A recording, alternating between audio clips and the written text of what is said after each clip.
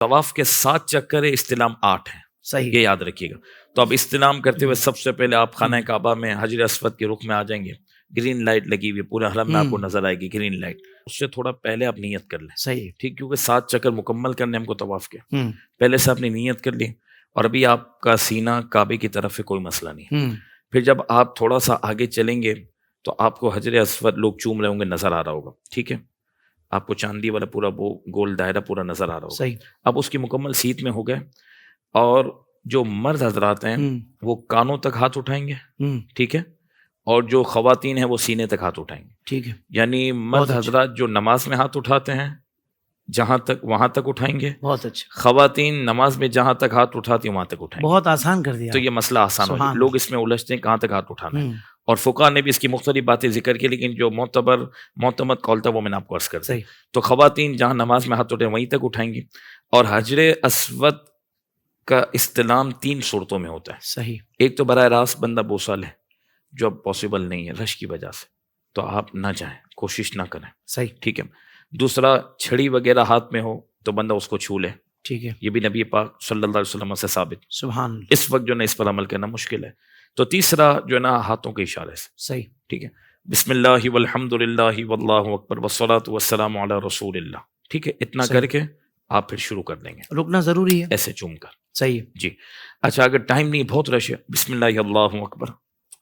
اب آپ جب طواف شروع کریں گے نا تو اب آپ کا سینہ کعبے کی طرف نہیں ہونا چاہیے سوائے استلام کے، یہ یاد رکھنا ہے۔ ٹھیک ہے، اور طواف کے چکر 7 ہیں، استلام 8 ہے، ٹھیک ہے، شروع کر لیا ہم نے۔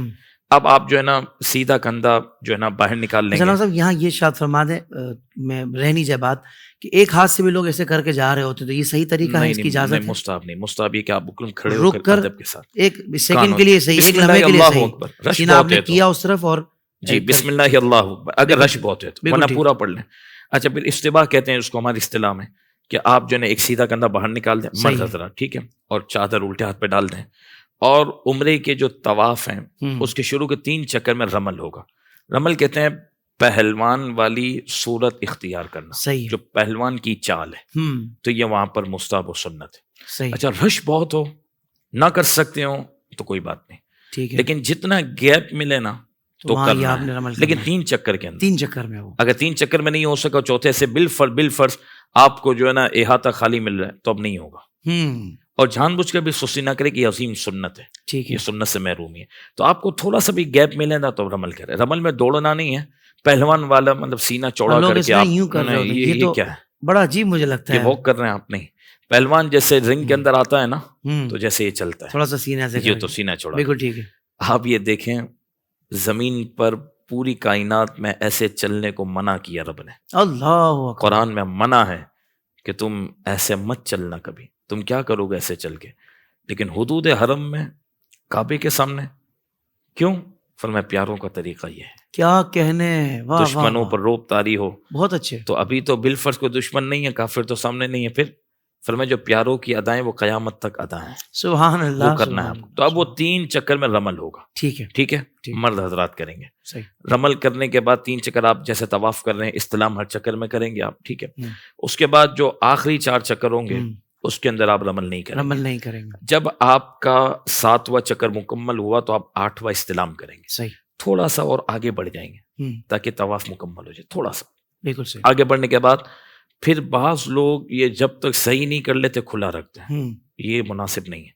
آپ کا مکمل احرام ہو گیا، اب آپ اس کو بند کر لیں، بند کرنے کے بعد مقام ابراہیم کی طرف جائیں اور 2 نفل ادا کریں۔ یہاں یہ ارشاد فرما دیں کہ اگر استوا بھول گیا جی تو ایسی صورت میں دم وغیرہ ہے کہ نہیں؟ نہیں، یہ سنت ہے، لیکن عظیم سنت ہے، جان بوجھ کے نہیں چھوڑنا، جان بوجھ کے نہیں چھوڑنا، لیکن دم اور صدقے کا تعلق نہیں ہے۔ رمل اور استباء یہ سنت ہے، لیکن عظیم سنت ہے، جان بوجھ کر چھوڑنا یہ منع ہے، لیکن اس پر کوئی کفارہ نہیں۔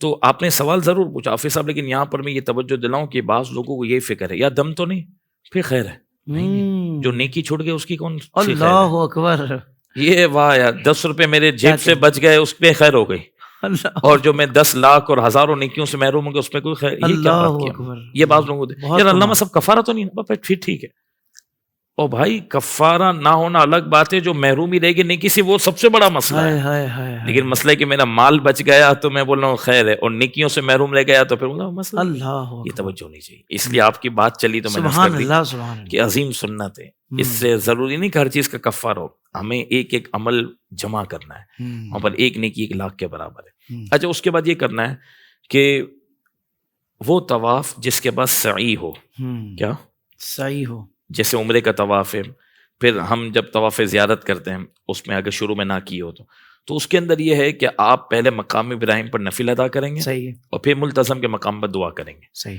اور نفلی طواف میں یہ ہے کہ نفلی طواف کے بعد ملتزم پہ دعا کر لیں اور پھر آپ نفل ادا کریں گے. صحیح. اچھا یہاں ایک اور مسئلہ عرض کروں حافظ صاحب، مقام ابراہیم کے پاس اب بہت رش ہو گیا، بعض لوگ 4 جانے کھڑے ہو جاتے ہیں، پھر اپنی محرم خاتون کو نماز پڑھاتے ہیں، کبھی دھکے لگ رہے ہیں، یہ مناسب نہیں ہے. بالکل افضل ہے مقام ابراہیم کے پاس نفل پڑھنا، لیکن جگہ نہیں ہے تو اس کی سیدھ میں پڑھ لیں، بالکل صحیح، نہیں ہے تو تھوڑا پیچھے کی طرف پڑھ لیں.